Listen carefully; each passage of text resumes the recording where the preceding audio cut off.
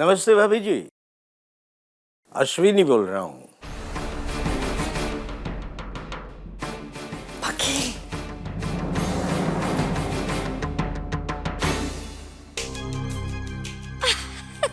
वकील साहब नमस्ते। हेलो, कैसे हैं आप? बहुत लंबी लाइफ है आपकी। एक्चुअली अभी अभी आप ही की याद कर रहे थे हम लोग। अब कुछ पेपर्स पे सीता के सिग्नेचर लेना था। अब एक केस के सिलसिले में मुझे बाहर गांव जाना पड़ेगा। लगता है आने में कुछ दिन लग जाए, इसलिए जाने के पहले ये सिग्नेचर वाला मामला पूरा करना चाहता हूँ। कहाँ है सीता? मैं बात कर सकता हूँ?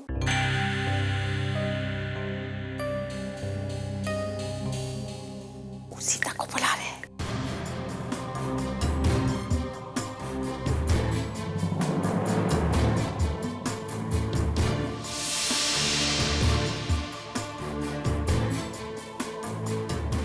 क्या हुआ भाभी जी?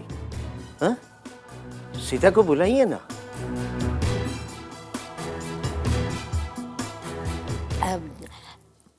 एक्चुअली वकील साहब आपने फोन करने में थोड़ी देर कर दी। वो कहा है ना कि दोनों बहनें शॉपिंग के लिए गई हैं।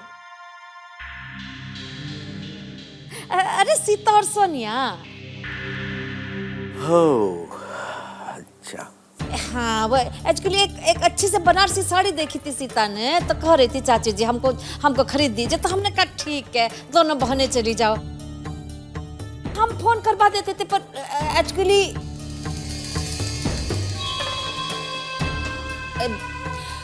फोन का बैटरी ना, क्या कहते हैं, वो डाउन हो गया है। अच्छा अच्छा अच्छा। दुकान से हमको फोन करेगी ना, तो हम कह देंगे कि वो आपसे बतिया लेगी। नहीं नहीं, बच्चियों को शॉपिंग के दरमियान डिस्टर्ब करना अच्छी बात नहीं है। और आप तो जानते हैं बच्चियों को। जी कोई बात नहीं, मैं बाद में फोन कर लूंगा। जी जी जी। वैसे सब ठीक है ना?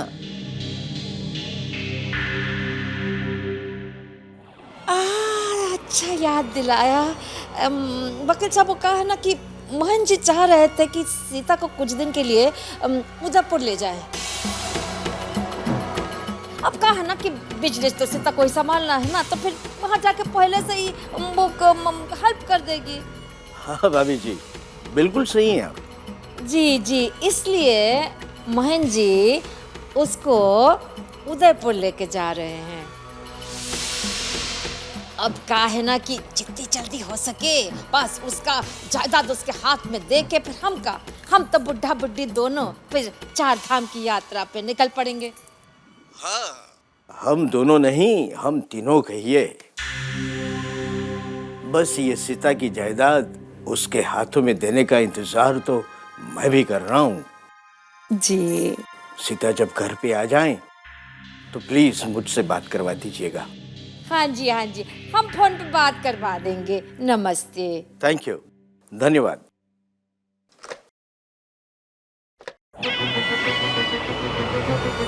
कैसा लगा? वाह, क्या तीर मारा है। कभी कभी तो आपकी अकल पर मर मिटने का दिल करता है। चाहिए। अरे क्या चाहिए? वो वकील का बच्चा 15 दिन बाद यहाँ पर आ टपकेगा और दहलीज से पूछते हुए आएगा कि सीता कहाँ है, सीता कहाँ है। तब क्या करेंगे आप? तो महेंद्र जी 15 दिन तो है ना हमारे पास उस मनुष्य को ढूंढ निकालने का। पर कोई जानता नहीं है ना कि वो है कहाँ।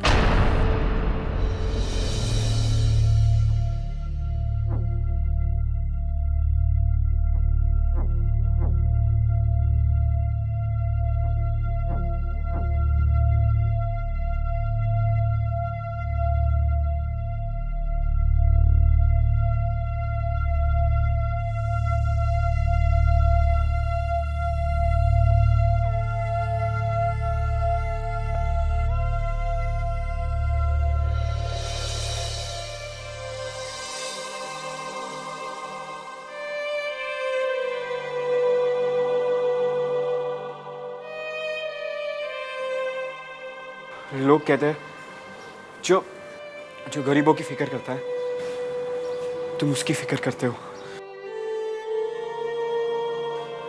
पर मेरी गीता दीदी तो गरीबों की बहुत ही मदद करती है। जरूरतमंदों को बिजली पानी मुफ्त में देती है। गरीब बच्चों की स्कूल की फीस भरती है मेरी गीता दीदी। तो तुम मेरी गीता दीदी के साथ ऐसा कैसे कर सकते हो?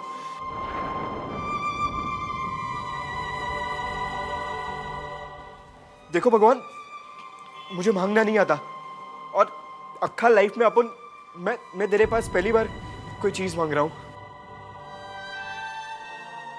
मेरी गीता दीदी को एकदम पहले जैसा कर दो भगवान। मेरी दीदी को एकदम बरोबर कर दो।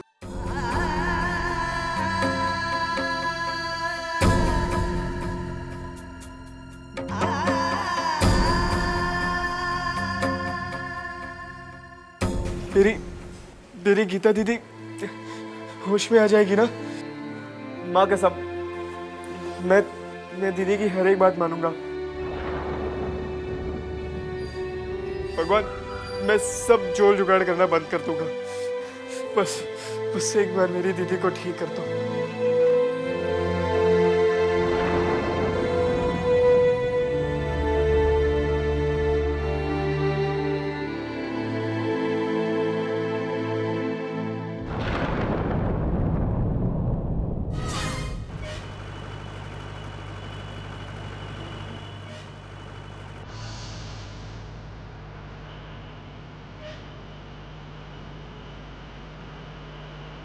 अरे जरा शीशा खोलो ना।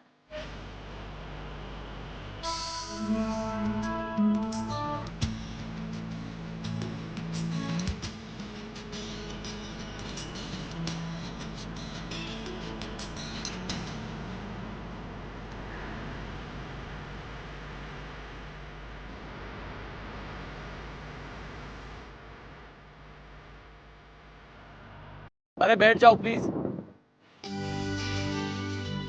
गीता, पुलिस पकड़ लेगी, प्लीज बैठ जाओ। ओ ठीक है ठीक है। अब कांच बंद कर दूं? बहुत गर्मी हो रही है।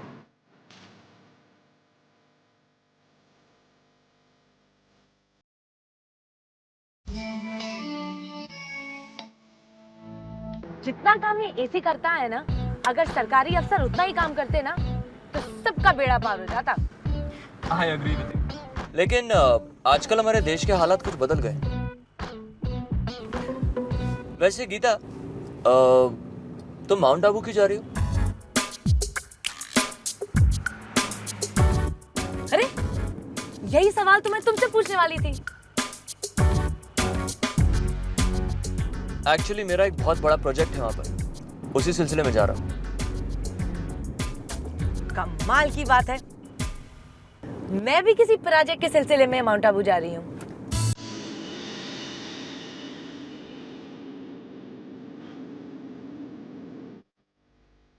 लेकिन तुम अकेले बिना ड्राइवर, मतलब तुम्हें तो फिर प्लेन से जाना चाहिए था ना? मुझे ड्राइविंग बहुत पसंद है, तो मैंने सोचा कि शहर की भागदौड़ से दूर रहने का और अपने आप के साथ वक्त गुजारने का इससे अच्छा मौका नहीं मिलेगा, इसीलिए अकेले ही निकल पड़ा। कार चलाने की इतनी धांसू वजह मैंने पहली बार सुनी है।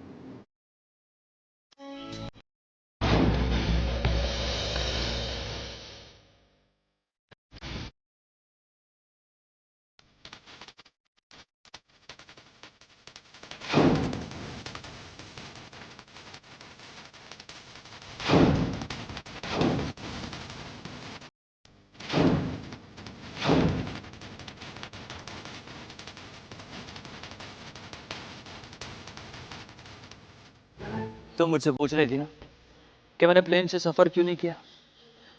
कुछ चीजें ऐसी होती हैं जो आसमान से नहीं देखी जाती, उन्हें देखने के लिए जमीन पर उतरना ही पड़ता है। लेकिन ये तुम मुझे कौन सी जगह लाए हो? ये मेरे अंकल का फार्म हाउस है। Farm house? अरे ये तो कार हाउस लग रहा है। मैंने तुमसे कहा था ना, मुझे गाड़ियां बहुत पसंद है।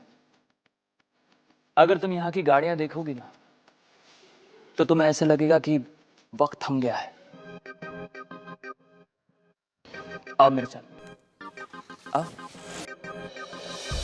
ये क्वीन विक्टोरिया की गाड़ी है, इंग्लैंड की महारानी थी वो। जैसे मैं अपनी बस्ती की रानी हूँ। हाँ ऐसे ही कुछ। वो इस गाड़ी में घुमा करती थी, देखो कितनी खूबसूरत है। मैं तो बैठे तो मजा आ जाए एकदम। तुम आगे से गाड़ी चलाना, मैं पीछे लेट जाऊंगी। हाँ आओ।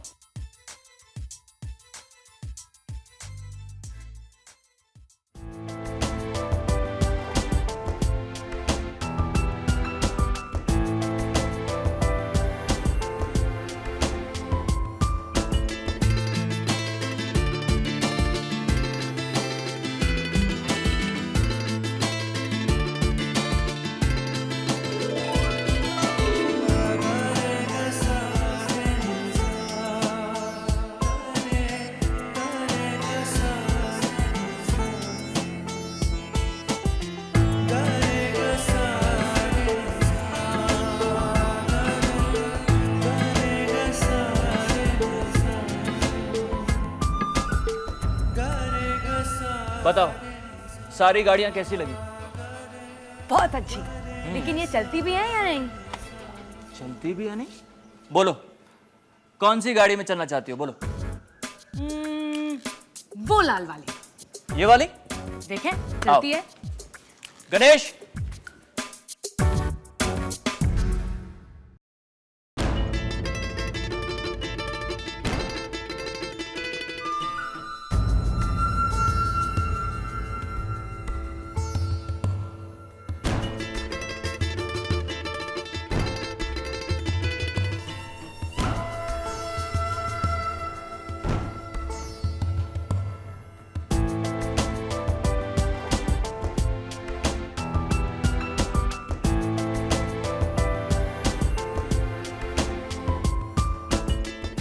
Thank you.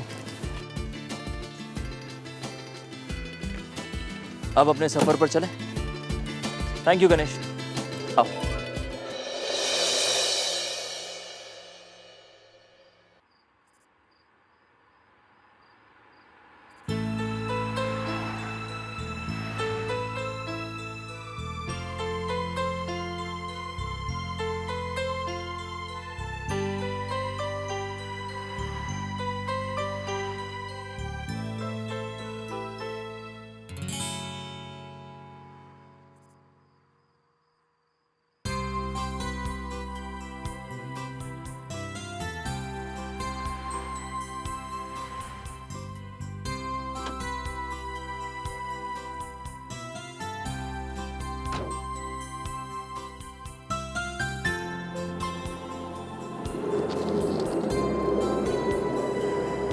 क्या बात है, फाइनली आप जाग गई। तुमने गाड़ी इतनी सुनसान जगह पर और वो भी इतनी रात को क्यों रोक के रखी है? क्यों? तुम्हें अंधेरे से डर लगता है? शायद तुम्हें पता नहीं कि गीता को किसी चीज से डर नहीं लगता, ना ही अंधेरे से और ना ही किसी बंदे से। राइट।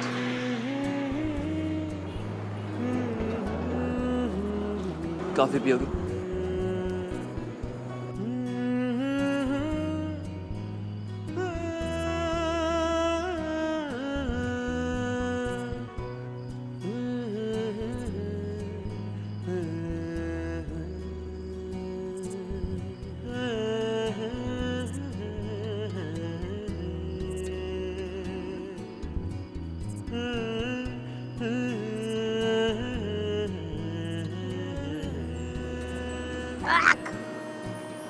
ये कॉफी है कि जुकाम का काढ़ा? लाइम कॉफी है। अरे कॉफी बिना दूध बिल्कुल वैसा है जैसा हिंदी फिल्म बिना गाने। एकदम बकवास। पब्लिक को तो बिल्कुल पसंद नहीं आएगी। तुम ये रखो, मुझे नहीं चाहिए ये। लेकिन तुमने एक बात नहीं बताई कि तुमने गाड़ी यहाँ क्यों रोकी? आगे का रास्ता बहुत खराब था और तुम सो रही थी। मैंने सोचा अगर आगे ड्राइव करूंगा तो तुम डिस्टर्ब हो जाओ, इसलिए रोक दी। अरे वाह, क्या बात है।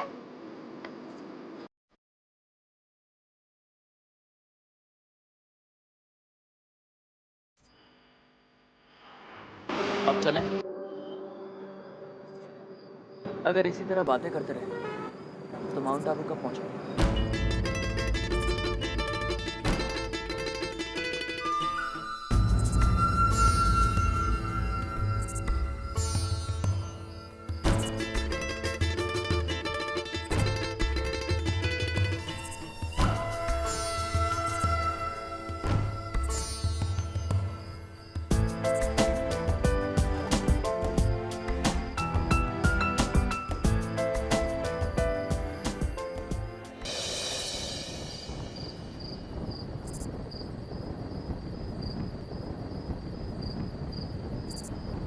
कमाल है, ट्रैफिक जाम क्यों है?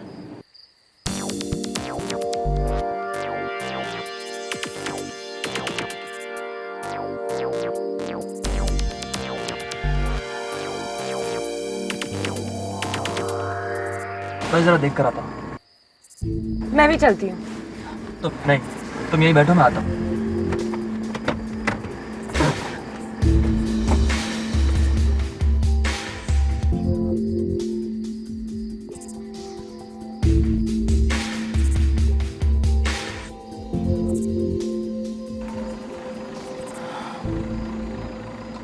भाई साहब, हाँ जी। ये ट्रैफिक जाम क्यों है? आगे बड़ा तूफान आया है, इसीलिए रास्ते पर सारे पेड़ गिर गए हैं।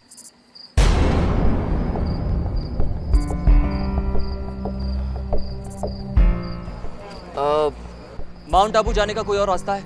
दूसरा रास्ता तो है सर, लेकिन वो भी रास्ता तूफान की वजह से बिगड़ गया है। सब बहादुर आप ऐसा करिए, अगर मेरी बात मानते हो। सर आपके साथ में फैमिली है, मैं तो ऐसा कहता हूँ कि आप जहाँ स्टे कर लीजिए।